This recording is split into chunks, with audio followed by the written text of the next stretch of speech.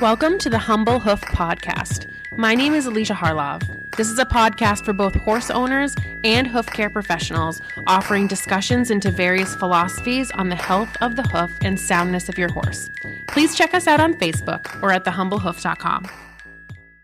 If you listened to our last podcast episode, you know that I've been interviewing friends and other hoof care providers about laminitis rehab. We're in that time of year when laminitis episodes usually spike due to the spring grass and those metabolic horses just not being managed quite as tightly as they should be.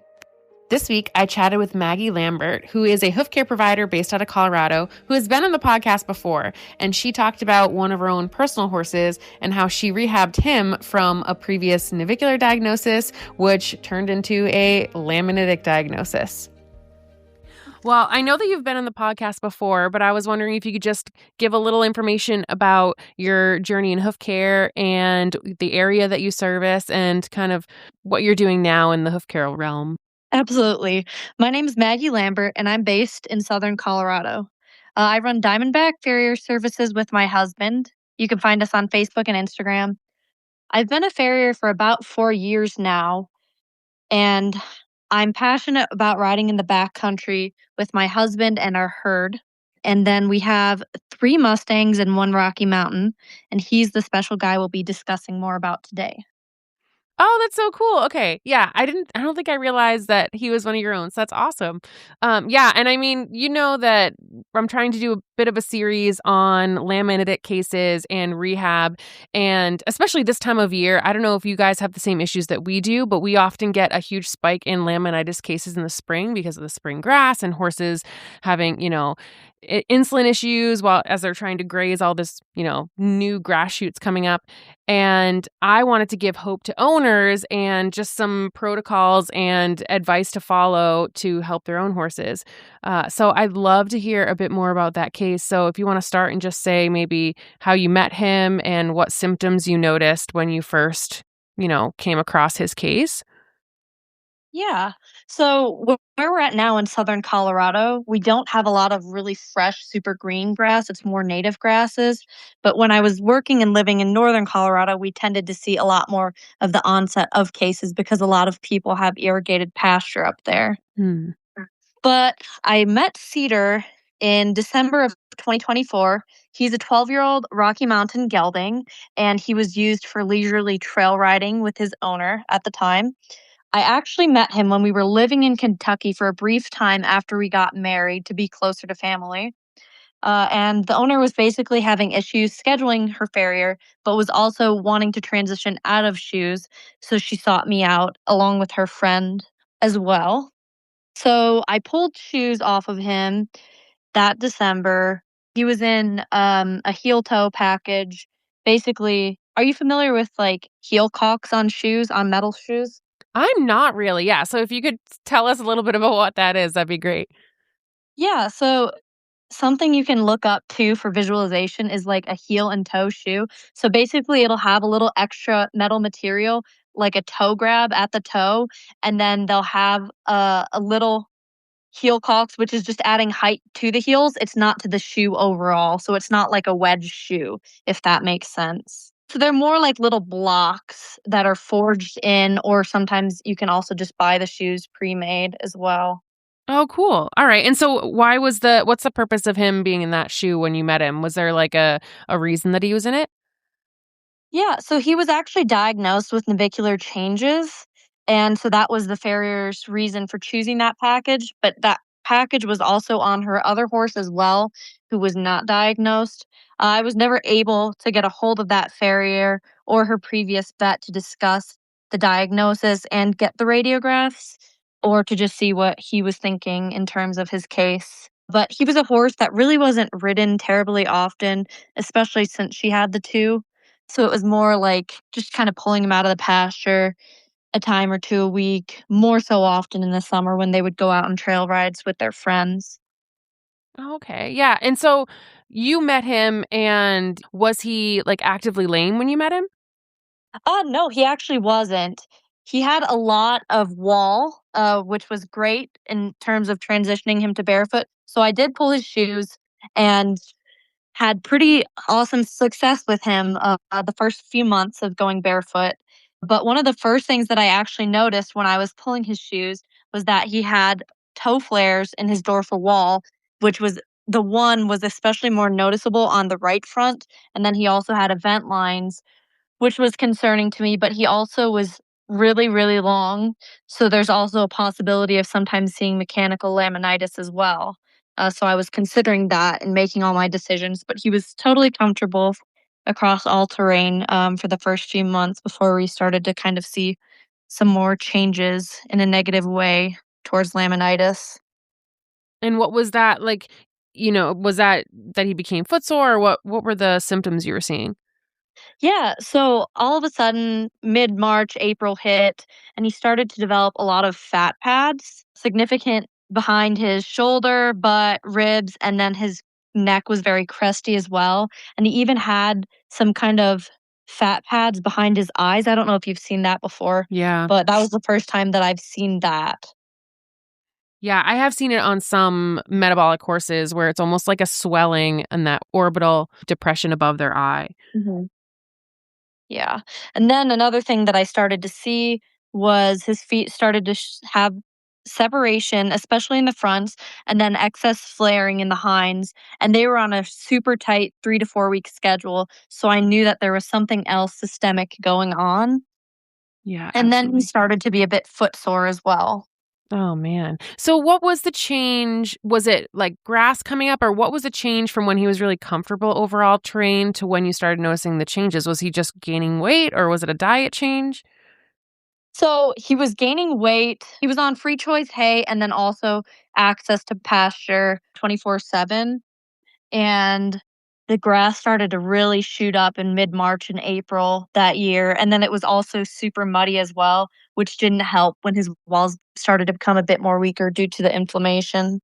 Yeah, right. And Rocky Mountain horses, and I always think of them as easy keepers and that they could be, more predisposed to metabolic issues. But we don't have Mhm. many out here. So I don't even know. Like, I mean, do you see a lot of them? Is that true? Like, are there metabolic cases of Rocky Mountain horses? Yep, absolutely. Definitely a genetic component in it. And then actually, this poor owner, she had only ever really owned Rockies, and she had a Rocky previously as well that she wasn't able to manage with EMS as well in the past. Oh gosh. And so you said when we started that this horse is your horse. So how did you end up taking over ownership of him? Yeah. So as soon as we started to see these changes and the foot soreness, I did refer her to get the hay tested. And then I also recommended her to talk with Mad Barn about adjusting his diet with the hay test in hand. I also recommended to get him off the green pasture or at least muzzle him. And then I recommended blood work as well. So this is about April when I'm making these recommendations. Of I last did year. suspect yes, of last year. Oh, wow, yeah. I know. But we did do a round of casting in May, to try to increase his comfort, and it did help a little bit. And he did start to show some small signs of improvement in his comfort levels, but then he started to take a turn for the worse in June pretty quickly. So he had been able to lose some weight, and then he quickly put it back on, and it's kind of crazy how much these horses can change from appointment to appointment when we see them as farriers. Yeah, absolutely. And I mean, it can be concerning when you show up to a horse that is doing pretty well, and the next time you go and you see a few issues, and then the time after that, it's like all of a sudden you can show up to like a full blown founder case, even in just a few weeks. Yeah, and it's pretty sad too to kind of, like, see them change emotionally. Like, I look at horses' eyes a lot, and you could kind of see, like, the brightness kind of fading as he was getting more uncomfortable. Oh, poor guy. So she ended up getting the blood work in June, and his insulin was over 80. I can't find the exact papers, but I know it was over 80. And then he was diagnosed with EMS by the vet. He also tested high in his leptin and T3. And so right after that, he was switched to a low NSC diet and taken off grain and grass after the blood work came in. But he wasn't very happy. and he wasn't even wanting to hang out with his buddies or move much due to his Oh. discomfort and weight levels, and he was even reluctant to move on softer ground. So he was sore even after switching to a low sugar diet? Uh, Briefly, because she wasn't able to make the diet adjustments when it was first kind of on set in April because she was trying to find a good hay source. Mhm. And that's kind of hard because you see a lot of super, super protein heavy grass in Kentucky. I think there's something about some kind of minerals, I can't remember, that is found in that soil as compared to other parts of the US. Yeah, and I know that I'm not sure if everybody listening knows this, but ECIR, the Equine Cushing's and Insulin Resistance Group, they recommend for protein to be less than 10% in the hay if you have a metabolic horse, because it can, for whatever reason, trigger laminitic issues if it's over 10% for Yeah. some horses. So, yeah, it must be hard if the hay around you is just naturally, has elevated protein. Yeah, and it's like, how much can that actually change when you're soaking it? Because the hay she was feeding was over 18% protein, but it was below, I believe, a 12% NSC. But obviously, the goal of ECIR is to also have things below 10%. Right. Yeah. Yeah. And that is, just a shout out to ECIR. If anybody wants to go to the website, ecirhorse.org, they have so much information to really get into the nitty gritty of the diet. If people are wondering, what is a low sugar and starch diet or what does that mean? They're a fantastic resource. So I wanted to add that just so that people, if they're like so confused and hadn't heard of that before, they can check that out too.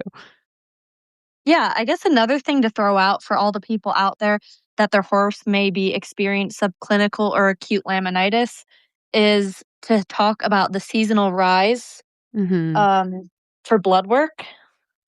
Yeah, definitely. Did Cedar have PPID as well, or was he just insulin resistant? He was actually just insulin resistant. I wasn't sure at first because he is a little bit older, but the blood work came back reasonable for his ACTH, but his insulin was just sky high. Yeah. Yeah, and that's tough too. Because there are cases of PPID where the blood work can come back normal, and it's just like you were saying, it's like the time of year the person or the vet tested, because between January and June, ACTH can be naturally low for most horses. And then, as you're saying, with the seasonal rise, which typically starts in July for the Northern Hemisphere, the ACTH will rise just to help, trigger the horse to grow a winter coat. But for horses with PPID, that can lead, it doesn't have an appropriate response to that rise, and that can trigger laminitis. But people who test in, February, the ACTH, if it comes back normal, it might not be normal in the fall when that seasonal rise comes around if it's an early case. So yeah, it's definitely important to mention. Yeah, and sometimes some of the studies say that it can be up to 4 times of the reference level of ACTH when you do test in these seasonal rises. So it's definitely important to discuss with your vet and make sure they're knowledgeable on that. And then also the way that they're sending the blood off as well and who they're sending it to. Yeah, yeah, definitely. And that's something where, I'm super fortunate to have a really great vet, a bunch of really great vets in my area who are really well versed in blood work handling and testing protocols. But like we mentioned ECIR earlier, they also have a ton of information on how to handle the blood and how to, different labs and reference ranges. And so if that's something that if anybody wants to, kind of educate themselves a bit more on that, it's just a free resource online that has so much information. Absolutely. And it's something that I send to owners, even if their horses are just showing signs of event lines or anything like that, or they're heavily obese. It's just kind of something good to put out there into their minds. And it's just such a wealth of knowledge that's out there for free. Right, exactly. Yeah. And so we were talking about how you had him, so the owner was trying to source, sorry, we got sidetracked. Oh, yeah. The owner was Okay. trying to source hay that was safe. And did she end up finding a good hay source? Yeah, so she did find one, but it took a couple months to source it. What was nice is that her county offered free hay testing through the ag center. Oh, So she was nice. able to get a couple different hays tested. But around June, she made the decision to pass him on to us because managing a metabolic horse wasn't really the right fit for her and her other horses. And we have already had a horse with EMS because we own Mustangs, which most have a tendency to be that way, or easy keepers. So we agreed to take him on and begin his rehabilitation. And he was just a tricky case for an average owner to manage. And I don't Yeah. blame her at all, especially when you have other horses that might need some extra hay or any other dietary needs. Yeah, absolutely. I mean, I have owners that I work with that have the hardest is when I have an owner that has two horses out together and one's a hard keeper Yeah. and one's one that is prone to laminitis.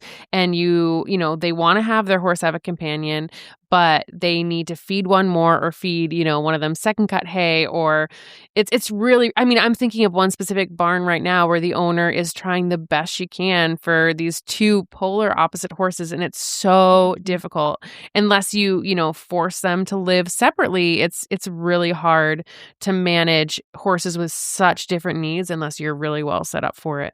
So I Yeah. totally understand. And so was this when you were still living in Kentucky? Yeah, so we left there in July. Okay. So I was So going to ask if that was, what was the living environment when you took him over? And was that in Kentucky or did you kind of take him over and then move to Colorado pretty soon after? so it was actually like a super brief transition. We ended up just leaving him there for the time being because it's very, very difficult to source a dry lot in Mhm. Kentucky. Yeah. So we ended up leaving him for a few weeks there, and then we came back to Kentucky from a vacation, and then we were actually moving to Idaho briefly when we were at the school there, and we were luckily able to source some really, really great grass hay, and then we started by soaking it and then adding a ration balancer. We actually did Mad Barn Immunity, which worked really well for the soil levels and minerals there. And then we also always feed our horses loose white salt, which you can buy at Tractor Supply. For 50 pounds, it's usually like $7 to $12. So it's a really great deal. And we just put that out in a grain pan, free choice for our horses. And then we also decided to add a little bit of a vitamin E supplement. And then if he was uncomfortable, we would boot him. And if not, we would keep them off. Yeah, and that's very similar to obviously we have, similar schooling, but that's very similar to what I do even at my farm for rehabs in terms of like booting them if they're uncomfortable, but then also, taking the boots off if they are comfortable so that their feet can interact with the ground and they can breathe and move over varied terrain. And yeah, so I love that, that's it's like a very like-minded sort of thing to do and it seems like it went really well for him, right? Absolutely. And you probably see a lot more moisture, so it is very beneficial to have them have times out of boots as Yeah. compared to just leaving them in as well, which we don't have that issue so much over here. Right. Yeah. Well, probably in Kentucky, right? But not in Colorado. No. Yeah. And then what we kind of noticed was that managing his diet, even if we weren't exercising him right away when he was still sore and uncomfortable, he did start to slowly lose weight. But another thing that's important to talk about is to not heavily restrict your horse immediately because they can put on more weight. I don't know if you've seen cases of people doing this. I haven't seen, I usually have the other end of the spectrum where people don't, they just feed and feed and feed. But I have heard of studies where, they put ponies in like a starvation paddock, quote unquote. Mhm. And there was something where like the fat cells ended up releasing toxins or something. I'd have to look it up and I'm going to butcher the study. I looked at it probably 10 years, or maybe not 10 years ago. It was probably like 2018 when I was looking at it. But maybe I should try to find that. Yeah, I've seen it as well. So, what I always reference owners to do is to keep feeding them the same amount of hay, but soak it and sometimes even double soak it. So, you'll soak it for a while, then drain the water, then soak it again. Mm-hmm. Especially if your hay, sometimes even a lot of dirt comes off of it. But that's something that we did with him and kept his hay intake the same, just so he didn't go into that like starvation mode, and his body thought that he had to hold on to more body fat. Yeah, yeah. So I quickly looked it up. So one is, obviously restricting overweight horses has a few risks, one being hyperlipidemia, where there's the rapid breakdown of fat stores. And I think that's what I was thinking of when I was referencing the study, is that their body is just trying to like eat itself. Basically, it's trying to break Mhm. down fat because it's not getting enough nutrients, and that can it can overwhelm the liver. But something else it says, I'd have to look more into this, is that withholding forage for extended periods can increase insulin resistance because, like, just like you were saying, it causes fat cells to hold on to fat rather than burning it. So back to what we were talking about is just you were noticing that he was losing some weight just on the dietary changes. Yeah, yeah, and especially we really don't want to put too much pressure on a horse that's already in a sensitive state in terms of forcing them to move. But that's just what I've had success with personally. But we did eventually start to do in hand work and exercise when he was more comfortable on his feet. Awesome. And so it was mostly like you were noticing it was the diet that played the largest role for him. And so what did that look like? Obviously, I mean, do you have a dry lot? Do you have, what's his turnout like? And you said that he was on tested hay and omniety, and the loose salt. Is that still what he's on now? Yeah, actually it is. And he's actually occasionally getting, like, if we're doing heavy work, because he's back into riding now, I do feed him a little bit of hay pellets in addition. But other than that, his diet has remained the same, and it is a dry lot, which works out super excellently because we manage all of our horses the same way since they're all such easy keepers. So he's pretty happy living in our herd. Oh, that's awesome. That's so great. I mean, I have Mustangs too, and they're all easy keepers, and I know how hard it can be to manage them. But, once you have a good setup and watching them thrive in a setup where they're still able to move and have friends and have good, safe forage, it's really nice to be able to see them in an environment that's conducive to like them being healthy and not a risk for their feet or their body. Absolutely. And it's like kind of like he has a new lease on life. He's very happy. He actually has discovered that he likes to push cows, Oh, although he will turn away if a bull is charging at him. I mean, that's smart, right? But yeah, fair enough. My other Mustang is just a little bit too brave Oh, and will gosh. hold her ground, but we always take them out together and we're hoping to do some more pack trips this year as well with him. That's awesome. Yeah, that's so he's like in work and ridden and Yeah. happy. Yeah, he's done super great. The only time I've seen from his rehab till now a little bit of discomfort was probably just maybe not even consecutive days, but a day here and a day there when we were having our really, really cold weather snaps, especially when it was like in the 60s the day before and then it would really drop.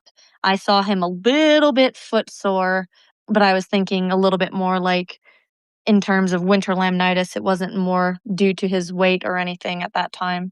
Yeah, definitely. I mean, we see winter laminitis here, unfortunately, because of that. I mean, this past winter we had wind chills like negative 25 degrees Fahrenheit, which is not normal for our area, but we had it on multiple occasions, and so we do see that winter laminitis. And but sometimes when it wasn't getting that cold, I mean, it's hard to differentiate between like, oh, is it just because the ground's like super hard and frozen, or is it actually like winter laminitis, like the restriction of blood flow? But I mean, really, it doesn't hurt to treat it as if it is. Yeah, absolutely. Yeah. All about comfort. Yeah, definitely. And so we had talked a little bit, before hopping on the call about the importance of having a really good team. So I would love you to touch upon, how did you build your team around rehab, or how, when you're rehabbing a case, what do you look for in terms of who you're working with or how you interact with the other professionals or what that looks like for you guys? Yeah, so it's something I like to call like a collaborative care team, which it can include vets, chiropractors, body workers, nutritionists, dentists, trainers, and all the other equine professionals out there. It's super, super important when you have a rehab case that everybody is on the same page with open lines of communication. And that's going to up your chances of success and having the best interest of that horse in mind. I've been in cases where everybody wasn't on the same page, or some people wanted to try one thing, but the other people didn't feel comfortable with it. So it's all about finding either a happy medium with working together or trying one thing. And if it doesn't work, then trying something else. But we're all extensively trained within our own specialty, is the way that I like to think about it. And we can kind of offer collaborative knowledge to one another to come up with comprehensive plans for rehabbing these tricky cases that we see. Yeah, absolutely. And it's really great to come into those cases like in a curious mindset and wanting to work with others, like you're saying, collaboratively and learning from others in those situations. Because a lot of times, it can be tough if you're on a case and there's a lot of disagreement. And then it seems like there's not a united front for the owner. And then the owner gets confused. So it's really nice when everybody can work really well together and sort of come up with a plan together that's good for the horse and that works for like what the owner can do. And yeah, but it can be tricky to get there. So that's definitely really important. Yeah, and if you just think about it in terms of laminitis, if you're seeing stretching in the white line as the farrier, we can improve mechanics and comfort with our trimming and shoeing. And then a vet can identify and diagnose metabolic or inflammatory triggers. And then a body worker can work on the compensatory muscle patterns. And then the nutritionist can also address the necessary diet changes for metabolic cases as well. So it's kind of thinking like everybody adds this little piece to the puzzle, and then you bring it all together, and then you have a really good chance of helping that horse.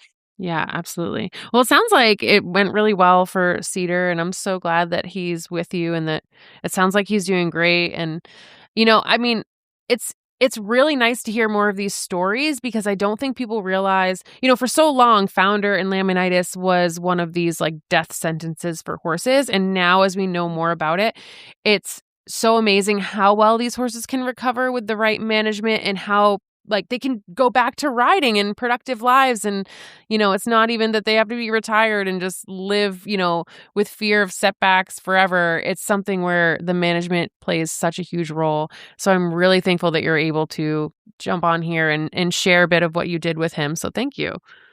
Absolutely. And if anybody ever wants to see pictures of his hooves, I have them all throughout the documentation. So you guys can feel free to reach out to me on my business page, Diamondback Farrier Services on Facebook, if you're interested in discussing more. Oh, yeah, that'd be awesome. Thank you. Yeah. And I guess, before we sign off, do you have any other last minute advice for owners? Yeah, I think that everything should be at the horse's pace and at what the horse dictates. So it's very good to think in terms of that. We don't want to over push them when they're in a sensitive state, especially because that would lower our chances of success or even contribute to setting them back on their track to getting better. So that's just something that I like to think about as well, because some people are in a rush to go back to riding or do other things with their horse that that horse might not be ready for at that time. So it's just kind of finding the sensitive balance and listening and seeing what your horse is saying. Yeah, absolutely. Awesome. Well, I really appreciate you sharing his story and I would love to chat more with you in the future. I always love when we connect and you have such cool, stories to share. And I really appreciate you taking the time to do that. Yeah, absolutely. It's always a pleasure to be on here. All right. Well, have a good rest of your day. All right, sounds good. We'll All talk right. to you later. Sounds good. Bye. I always say that I'm slightly more hoof obsessed than the average person, and chances are, if you're listening to a hoof care podcast, you are too. So we should probably be friends. Feel free to find me on Facebook or email me at thehumblehoof@gmail.com.